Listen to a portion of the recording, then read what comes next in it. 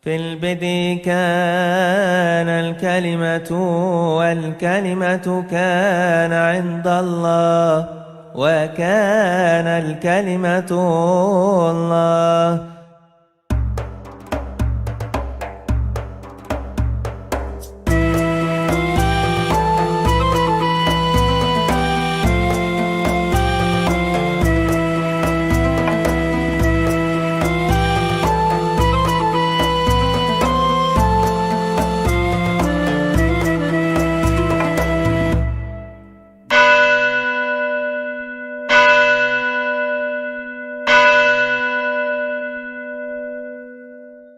Kemudian kenapa firman itu harus Allah? Sekarang firman tidak diawali waktu. Karena kalau diawali waktu pernah ada Allah tanpa firmannya. Firman tidak diakhiri waktu karena Allah itu selalu maha kuasa selama-lamanya. Nah sekarang kalau firman tidak diawali waktu, firman tidak diakhiri waktu. Sementara wujudnya Allah tidak diawali waktu, tidak diakhiri waktu. Lalu ada berapa yang tidak diawali waktu dan yang tidak diakhiri waktu? Allah kekal, tidak berawal, tidak berakhir. Firman Allah juga kekal, tidak berawal, tidak berakhir. Berarti ada dua yang tidak diawali waktu, tidak diakhiri waktu. Ini bertentangan dengan monoteisme. Tapi kalau dikatakan firman itu adalah Allah sendiri ya satu, gitu loh.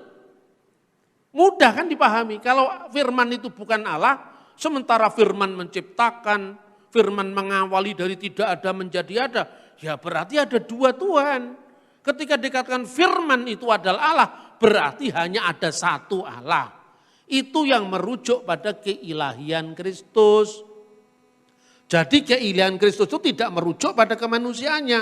Kemudian tadi kita membaca ayat 14. Dan firman itu telah menjadi manusia. Firman telah menjadi manusia. Tidak pernah dikatakan firman setengah manusia. Tidak pernah dikatakan firman seperti manusia. Tapi firman benar-benar menjadi manusia. Ketika firman menjadi manusia, dia sebagai apa? Sebagai Mesias. Mesias itu adalah imam, nabi, raja. Dan jabatan Mesias sebagai imam sekaligus nabi sekaligus raja, itu juga bukan orang Kristen yang ngarang-ngarang. Makanya Raja Daud menulis Mazmur. Dan itu yang dicatat di dalam Mazmur 110 yang tadi kita baca. Le David Mismor. Mismor dari Daud. Neum Hashem Laduni. Firman Tuhan. Di sini kata Tuhan itu huruf besar semua. Itu YHWH, Yod, He, Vav, He. Bacaan akademis salah satu yang diusulkan Yahweh. Tapi itu bacaan kira-kira. Tidak ada dalam Alkitab itu. Firman Tuhan kepada Adonai, kepada Tuanku. Sef limini, duduklah di sebelah kananku. At asid OYPH hadom lerah leha. Sampai ku buat takluk musuh-musuhmu di bawah kakimu. Artinya apa teks ini saudara-saudara? Firman Tuhan kepada Tuanku. Dulu bait suci itu menghadap ke timur. Bait suci itu terdiri dari 3 ruangan. Bet Hamikdas terdiri 3 ruangan. Ruangan yang pertama namanya ruangan Maha Kudus. Di ruangan Maha Kudus itu Allah bersekinah, Allah hadir. Makanya kata sekinah itu dialihkan saja dalam bahasa Yunani. Firman telah menjadi manusia dan bersekinah di antara kita. Itu teks aslinya. Sekinahnya Allah di mana? Di ruangan Maha Kudus. Nah sebelah kanan ruangan Maha Kudus itu istana Daud. Karena Sang Mesias sebagai nabi dan raja. Pertama Sang Mesias sebagai raja itu keturunan Daud. Itulah sebabnya di awal Anda membaca Alkitab penegasan dilakukan. Sefer Toledot Yeshua Hamasiah ben David ben Abraham. Inilah Sefer Toledot, kitab silsilah Yeshua HaMashiach, Yesus Kristus putra Daud.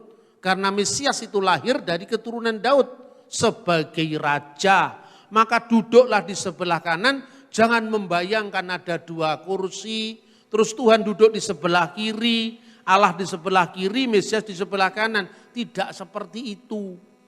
Ungkapan tangan kanan, sebelah kanan itu kan ungkapan universal sebetulnya. Sudah ketemu Pak Presiden, ya kita hanya ketemu tangan kanannya. Bukan berarti tangannya Pak Jokowi copot itu menemui Anda. Tangan kanannya orang kepercayaannya. Gitu loh saudara-saudara. Jadi ungkapan sebelah kanan itu jangan dibayangkan ada 2 wujud yang terpisah. Tidak seperti itu. Duduklah kamu di sebelah kananku. Kemudian pada teks berikutnya itu ya. Kita bisa membaca tadi teks yang kita baca di dalam Mazmur 110 ayat 2 mulai kita baca. Mazmur 110 ayat 2. Tongkat kekuatanmu akan diulurkan Tuhan dari Sion. Memerintahlah di antara musuhmu. Tongkat ini apa artinya? Tongkat Harun. Berarti Mesias yang adalah raja sekaligus juga imam. Makanya pada ayat 4 dikatakan Tuhan bersumpah dan tidak menyesal, engkau adalah imam untuk selama-lamanya menurut peraturan Melkisedek. Jadi artinya keimamatan Sang Mesias itu keimamatan yang kekal. Kerajaannya juga kerajaan yang kekal. Nah ini bukan tafsiran Kristen, sekalipun orang Yahudi menolak Kristus sebagai juru selamat yang ditunggu-tunggu. Tetapi ayat ini oleh orang Yahudi juga ditafsirkan untuk Mesias. Misalnya ya, Pirkei Avot de Rabbi Natan. Itu sumber Yahudi. Jadi judulnya Pirkei Avot de Rabbi Natan. Pirkei Avot itu hanya the ethics of the fathers. Jadi etika bapak-bapak bangsa menurut Natan. Jadi Pirkei Avot de Rabbi Natan, menurut Rabbi Natan itu mengatakan bahwa Mazmur 110 itu mereferensi kepada imamat Harun dan Raja Mesias yang akan datang. Ya, kemudian itu disebutkan dalam Pirkei Avot de Rabbi Natan nomor 34. Anda bisa cross check sekarang. Anda pakai pulsa 100.000 sudah bisa menjelajah dunia sekarang. Apa sulitnya sekarang? Jadi saya kalau berbohong, Anda kan bisa cross check, bener enggak? Itu Pirkei Avot de Rabbi Natan mengucapkan begitu. Yang kedua, sumber yang kedua ini tafsiran Yahudi, baik zaman dulu maupun zaman modern. Bamidbar Rabbah, yaitu Midras Bamidbar Rabbah. Midras bilangan besar. Ya. Ditulis apa di sana? Dalam nomor 28. Jadi ayatnya 23. Tongkat Harun dipegang oleh setiap raja Israel sampai Bet Hamikdas dihancurkan. Tulisnya. Lalu tongkat itu tersembunyi sampai nantinya ditakdirkan dipegang oleh Raja Mesias sebagaimana yang disebut dalam Mazmur, tongkat kekuatanmu akan diberikan Tuhan dari Sion dan memerintahlah di antara para musuhmu. Ini tafsiran Yahudi. Jadi dalam tafsiran Yahudi, Daud itu akan menyebut Sang Mesias sebagai Adonai, tuannya. Makanya ketika para ahli Taurat, orang-orang Farisi itu tanya kepada Yesus, dia bingung. Bagaimana mungkin Mesias disebut anak Daud, sementara Daud menyebut dia tuannya. Kan itu kan? Artinya apa? Dari dulu kodrat ganda Sang Mesias itu sudah dinubuatkan oleh para nabi, termasuk yang dihayati oleh sumber-sumber Yahudi. Artinya apa? Kalau dikatakan bagaimana Mesias itu disebut anak Daud? Karena secara daging Mesias akan lahir dari keturunan Daud. Makanya ditekankan di dalam Injil Matius, inilah silsilah Yesus Kristus, anak Daud, anak Abraham. Tetapi bagaimana mungkin Daud menyebut dia tuannya? Karena kewibawaan Mesias yang akan datang melebihi dari Daud kakek moyangnya. Bahkan sebagai firman Allah, ini perspektif Kristen. Dia tentu lebih tinggi dari segala ciptaan yang ada.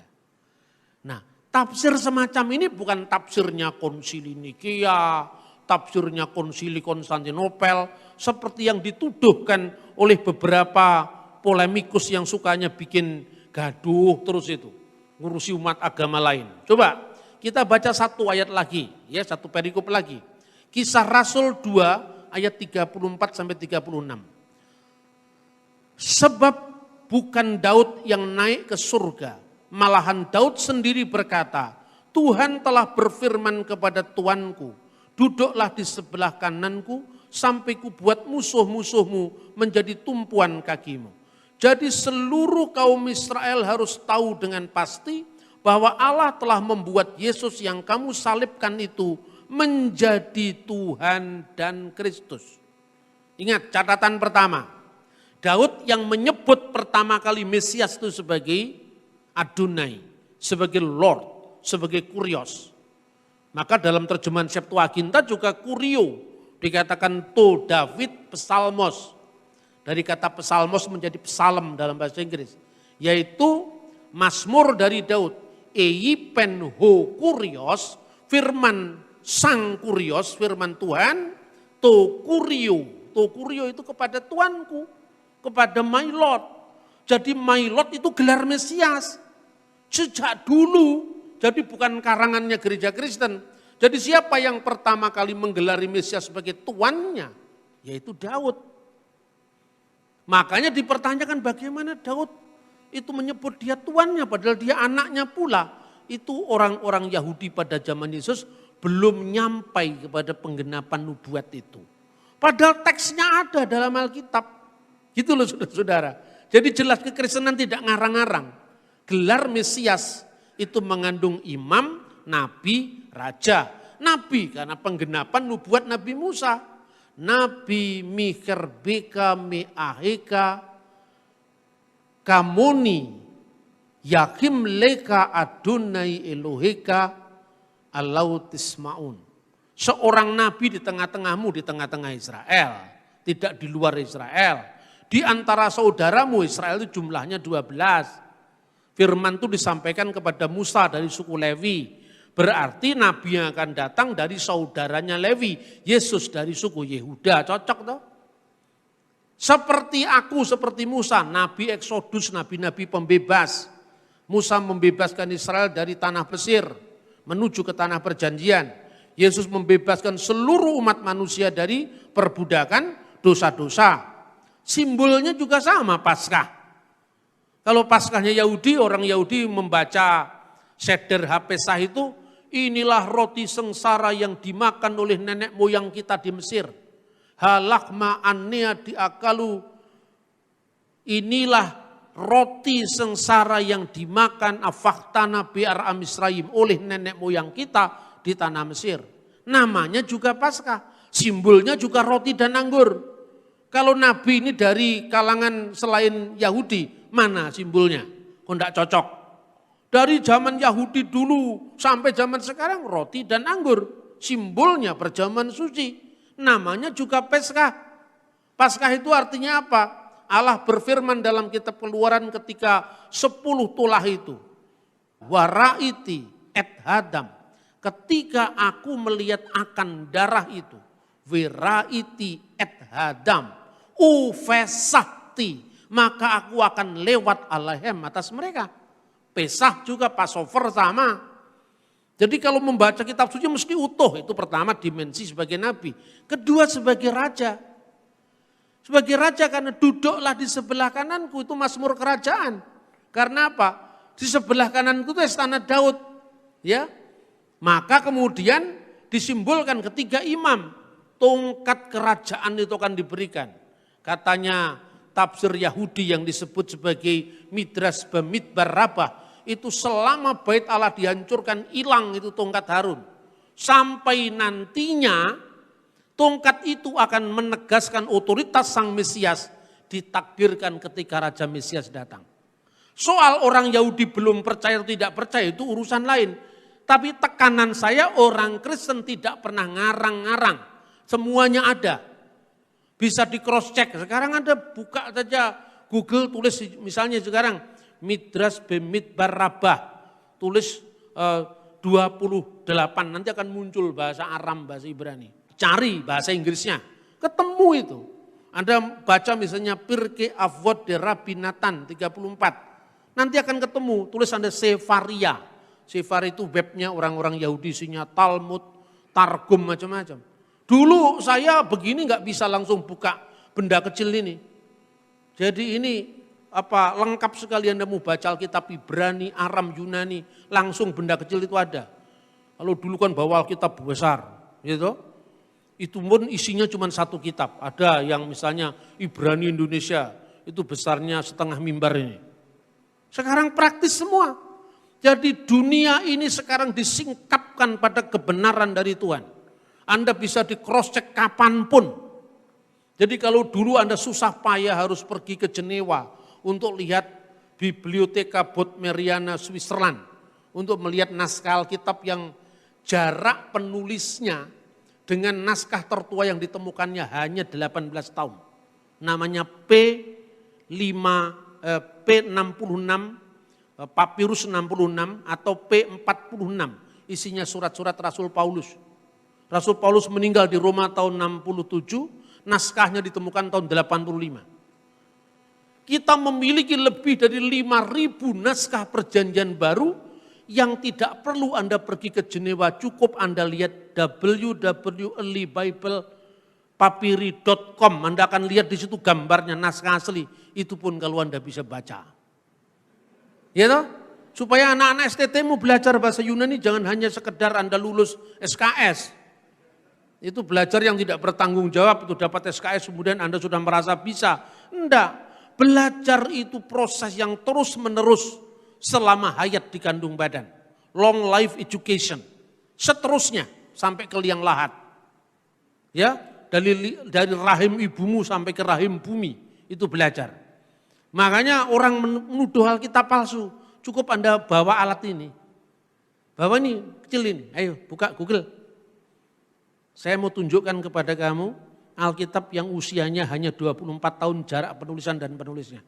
Di mana Pak? Buka www.earlybiblepapyri.com. Tulis di situ, muncul gambar-gambar P52, P46, P66, Anda klik P46. Begitu P46 Anda buka, itu halaman pertama, kedua, ketiga, lengkap di situ. Jadi orang tidak bisa ngarang lagi sekarang. Yang bacaan yang benar bukan Parakletos. Parakletos itu Roh Kudus, tapi yang benar Perikletos itu adalah nabi akhir zaman. Itu dulu orang bisa bohong zamannya Ahmad Didat, sekarang tidak bisa lagi.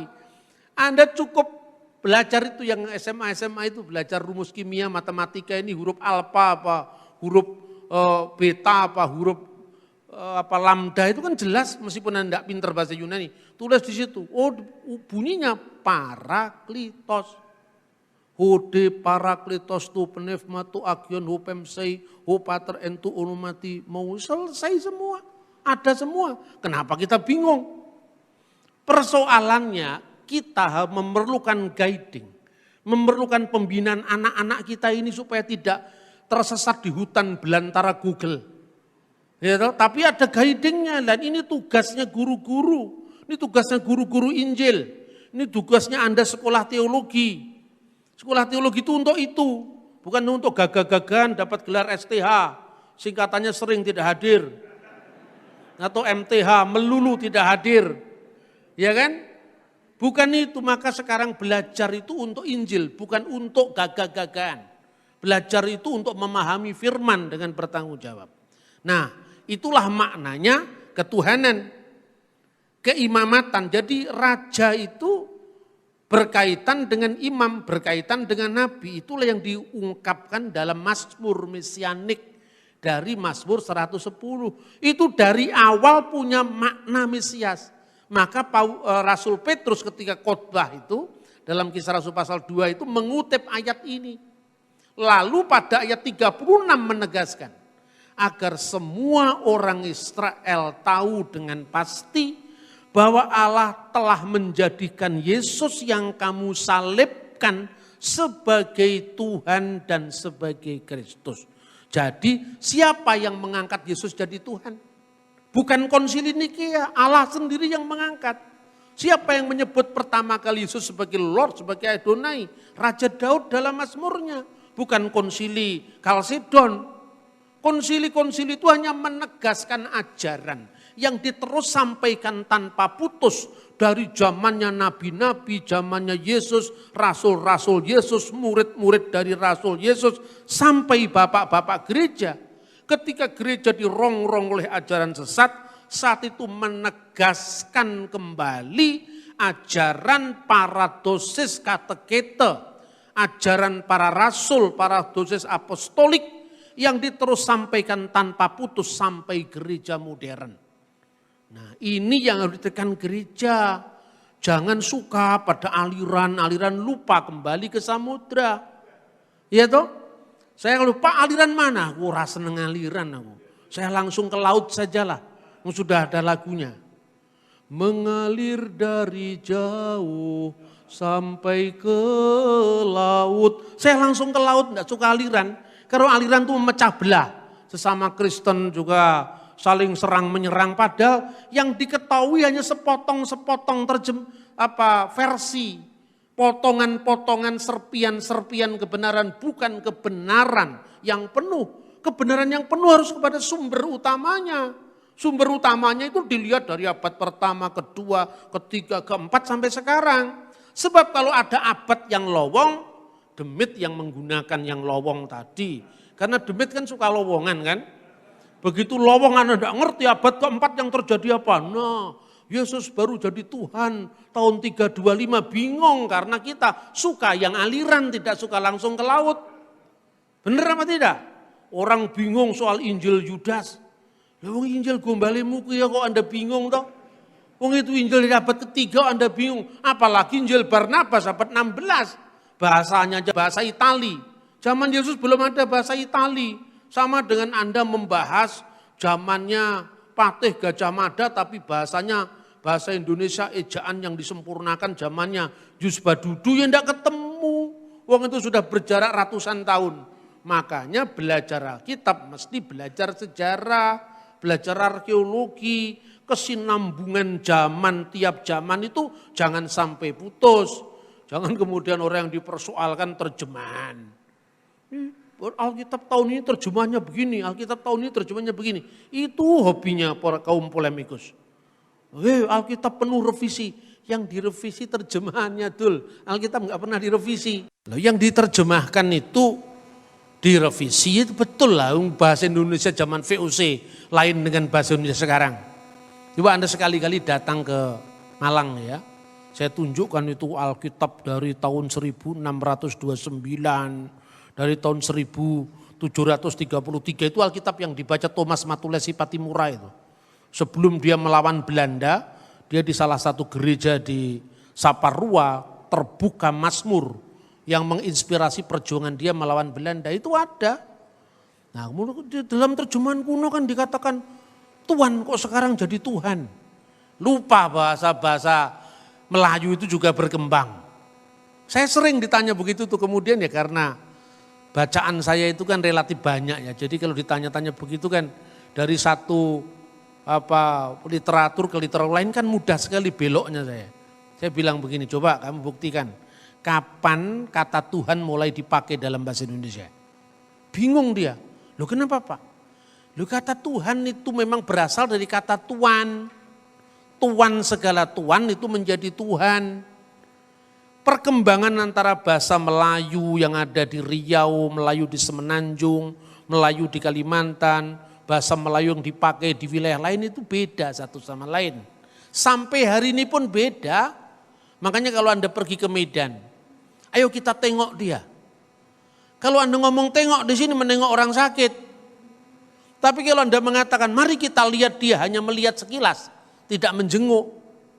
Itu antara Medan dengan Jakarta aja beda. Makanya lembaga Alkitab itu harus menyatukan terjemahan yang bisa dipakai oleh seluruh pengguna bahasa Indonesia.